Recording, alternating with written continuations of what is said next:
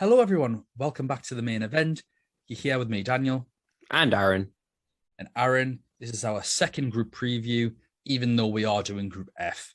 For anyone that didn't watch the previous one, first go watch it and we'll explain why. But it's just basically we might have information on other teams, so we are doing these out of order, keeping everyone on their toes. But Aaron, let's jump into it. We've got lots of these to do, and people's time is very, very precious.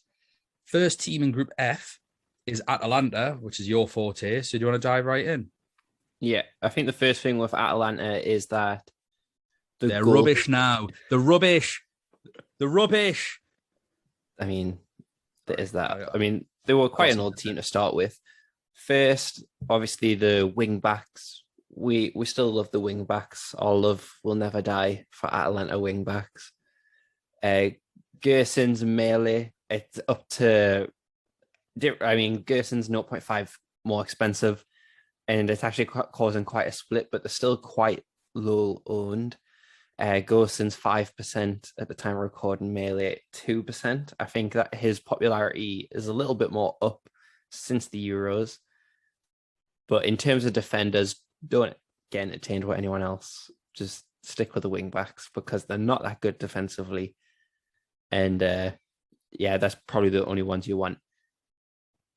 In terms of the rest of the team, I mean, Muriel is probably seems to be their go-to striker. I think Zapata's injured, but Muriel's still got really good goals per minute ratio for 8.5, so he falls into that kind of third striker type of territory. Who do you want to potentially sub out for a midfielder? He seems to be one of the best ones. And then the goalkeeper situation is going to be quite interesting as well. You're right, Dan. Just no, it wasn't. That's fly knocking around. So once they got on the podcast. Yeah. So a lot of people are going for Sportiello, especially because Galini left, and Sportiello's still not the number one goalkeeper. So Musso is now the number one goalkeeper. Some people even have Rossi in their team. So he's going for I think it's just a guesswork, but Musso is the number one goalkeeper, 4.5. But this group, I don't think there's going to be many clean sheets. There's other 4.5 goalkeepers that you could potentially go for ahead. The only positive is that they play on a different night to the other, to our previous group. So if you do want if you want, Aaron. I will. Sorry for YouTube. This is an unedited version. So you're drunk? Yes, I am on love for Atalanta fullbacks. If you want two 4.5 goalkeepers, Musso is good to partner up with another one from Ajax's group, and that way they can play on different nights. But I think at that point, it's kind of like, what are the premium forwards or premium players that you're trying to fit in? You're not expecting anything. So it's almost at that point worth getting a 4 million goalkeeper from somewhere and saving a 0.5. But in terms of Atalanta, yeah, they're definitely not the same free-flowing team that we've seen in seasons past. Dan, what are your thoughts on Atalanta? Devastated. They played 2 games this season. They won 2-1, but got absolutely battered doing so. They had 2 shots on target, scored them both. It was Muriel and Piccoli. Piccoli came off the bench. Pasalic and Ilicic got the assists. In the second game, they drew 0-0. So they played 2 games and scored 2 goals. And I think they've had 5 shots on target in total. Normally, Atalanta have 5 shots in the first 4 minutes. Very, very, very disappointing for a team that we love. I think they're coming to the end of their cycle now. You mentioned Muriel's goal per minute, so they are the best in Europe, better than Messi, better than Ronaldo. He scored 40-odd goals off 30-odd games worth of minutes, something ridiculous. Obviously, it's because he's very quick. Normally, he'll have a 20-minute appearance. Atalanta create loads of chances, and he'll nick a goal. But like I say, first 2 games of the season, he does have one, 8.5 million. I really like Muriel. And I think of their forward players, he's probably the one to go for. Pasalic, we've talked about a lot in the past. I don't think the formation suits him. They play a 3-4-2-1, and he's not one of the attacking players. He's in central midfield. Ilicic and Malinovsky have been playing attacking wise. If you want to get dragged into that Malinovsky trap, like we're told you not to get stuck in for the Euros, you knock yourself out. You're right, Musso, I've got down as the starting goalkeeper.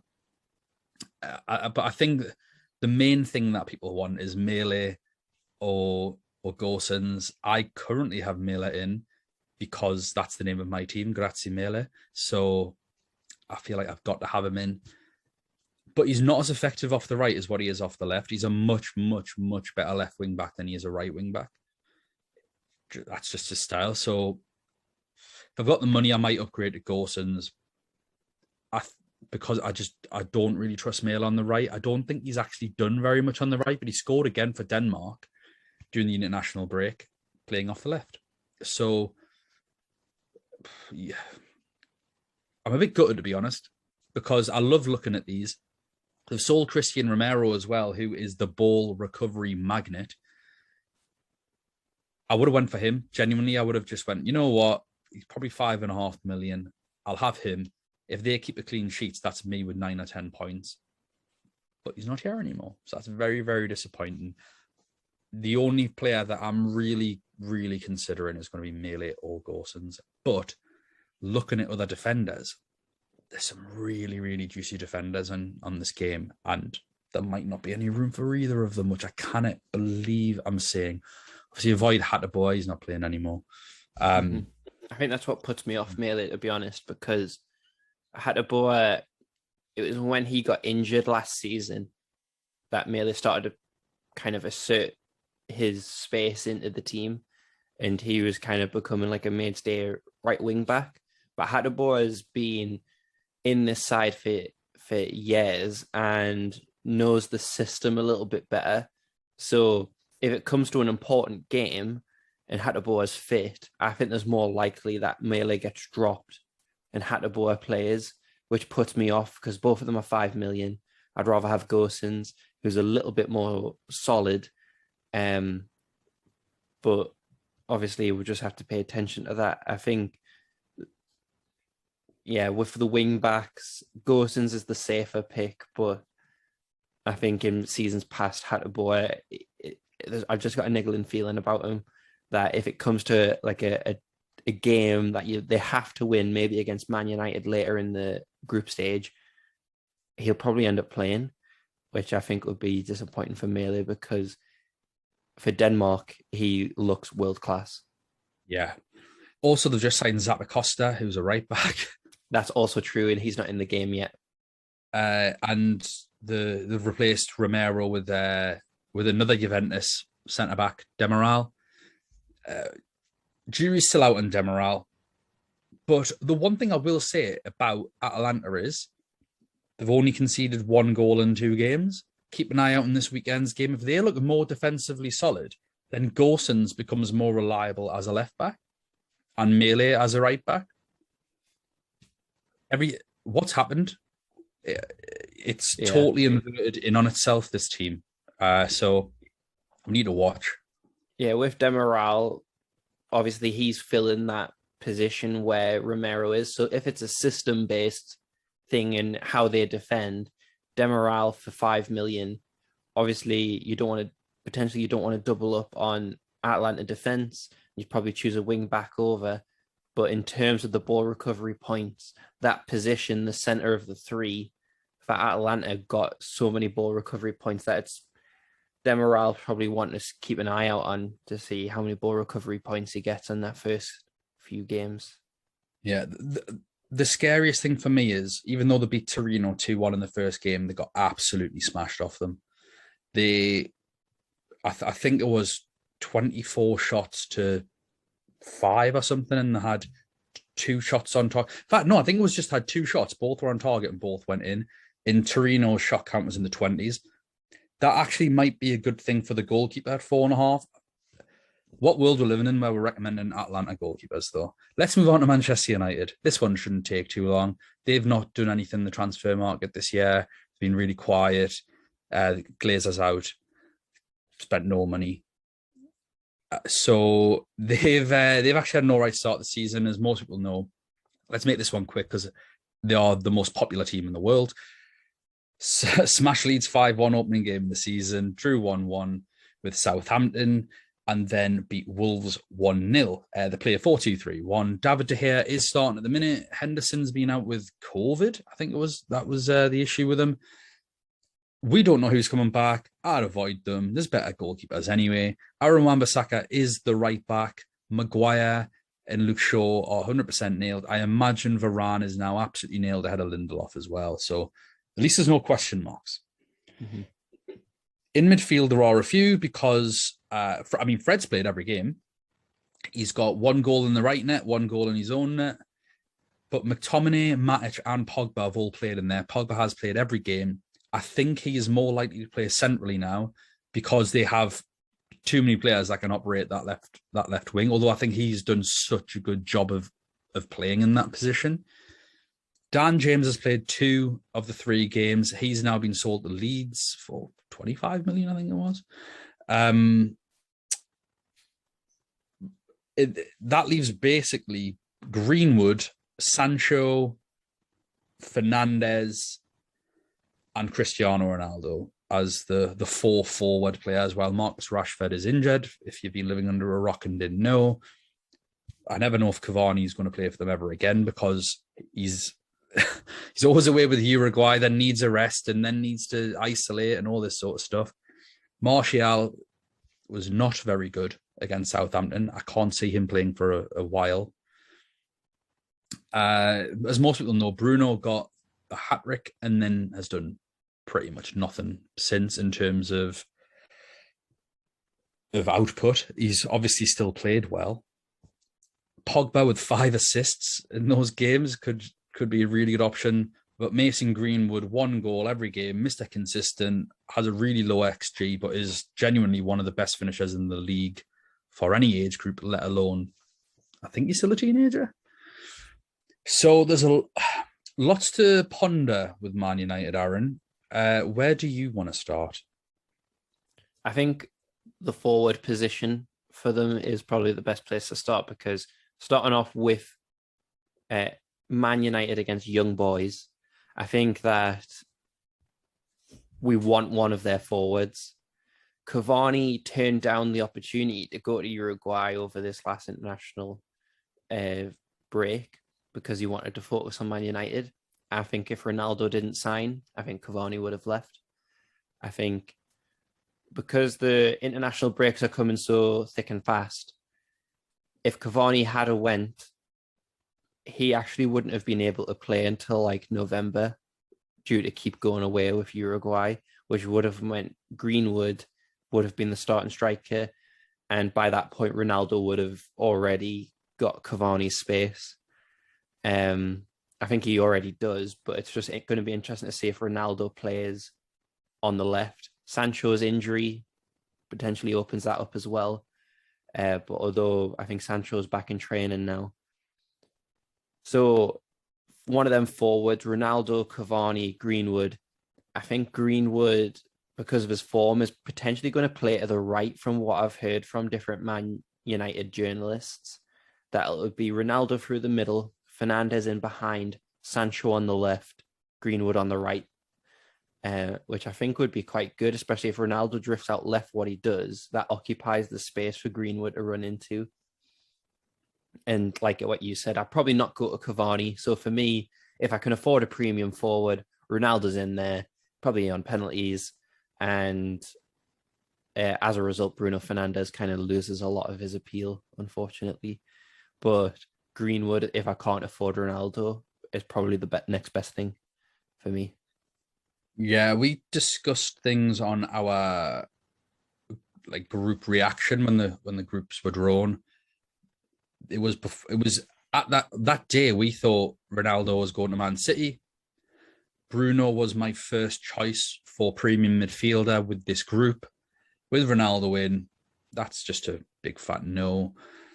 So we'll have to weigh up, and I said this on that podcast, we have to weigh up the price points versus position. And this is really where we have to start looking at it for teams like this, because Mason Greenwood, 8 million. I think his ceiling is a goal, genuinely. Maybe not in the first game, the very, very first game, but unless you're on a wild card in game 2 or 3, can you see him getting more than a goal against Villareal or Atalanta, who have now shored things up at the back? So if his ceiling is 6 points for 8 million, what is Gorson's ceiling? Even if he just gets a clean sheet, that's 6 points for 5.5 million. So you start seeing the value of different players. Now, Ronaldo, his ceiling is, if they get a pen, immediately that's a goal. If he wins, they start whipping. If he wins the pen, the ball gets whipped in, which makes Luke Shaw is now so much better of an asset. I've got Shaw here at 6 and Aaron Wan-Bissaka at 5. I would have said go Aaron Wan-Bissaka because there's no bonus points in this game. Luke Shaw is a bonus points magnet. That's how he gets extra points in FPL. All like the back end of last season, he was getting them because he takes the corners, the free kicks. So he creates lots of sort of half chances. He gets his BPS for that. We saw it earlier on this season. Southampton, he got 4 points, even though they conceded. But there's no BPS in this game. So I would have said Aaron Wan-Bissaka, but Luke Shaw can deliver an excellent ball. And there is no better player on planet Earth than Cristiano Ronaldo in the air, in the box. It's an absolute matter of fact.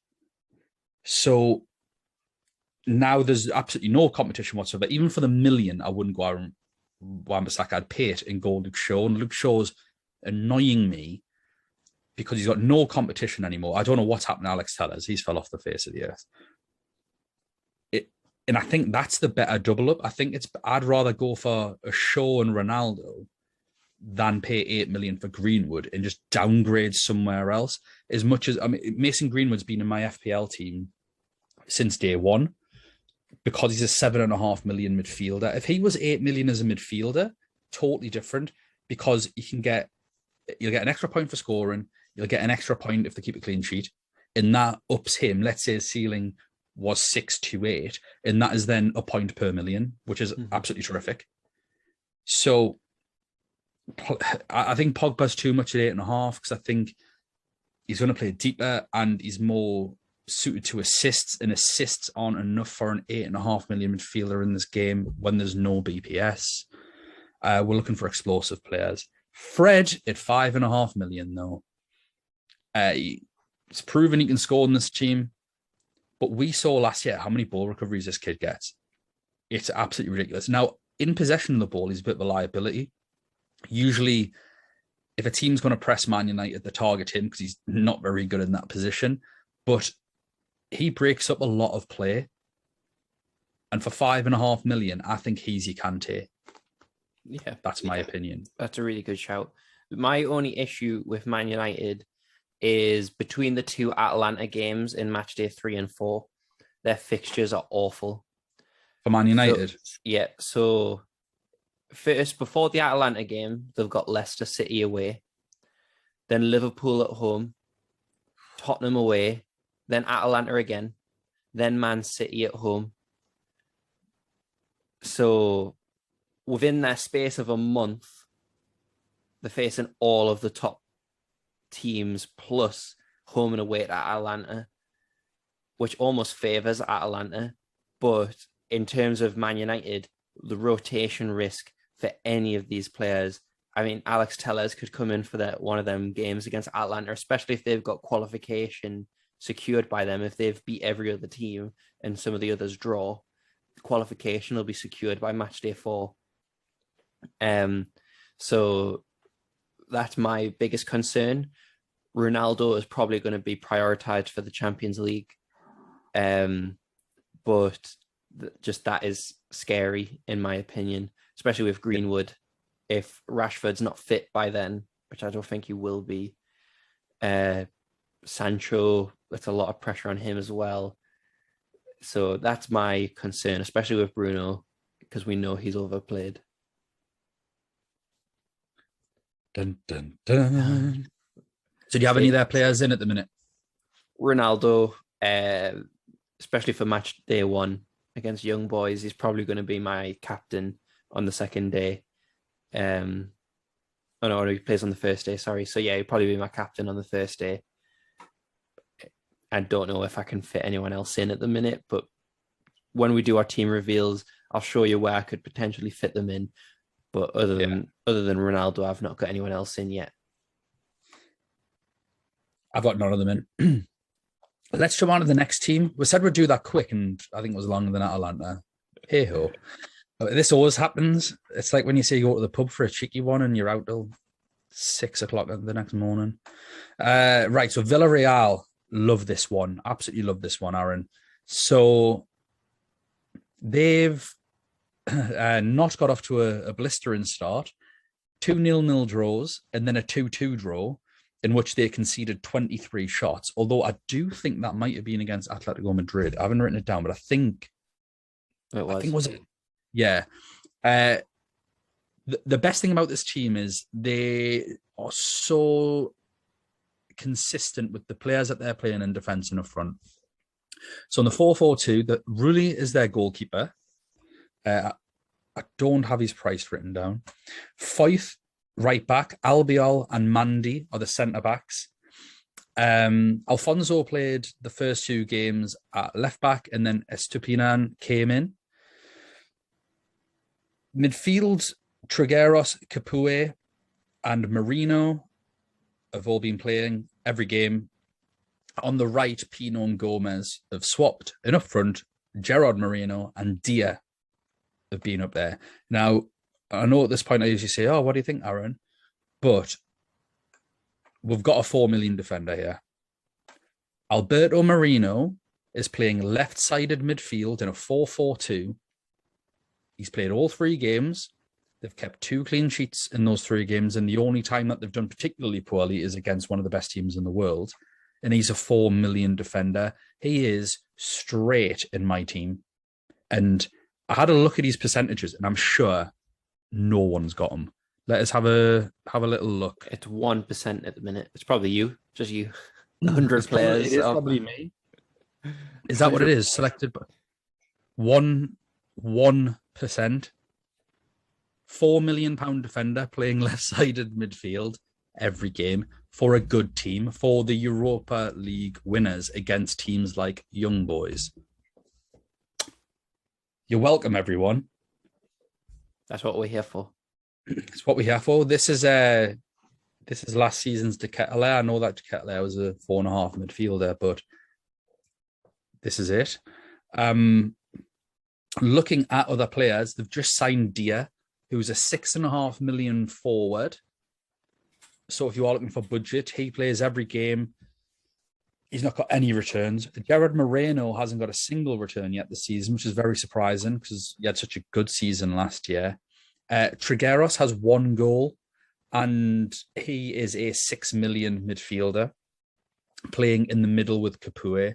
Capoue is 5.5.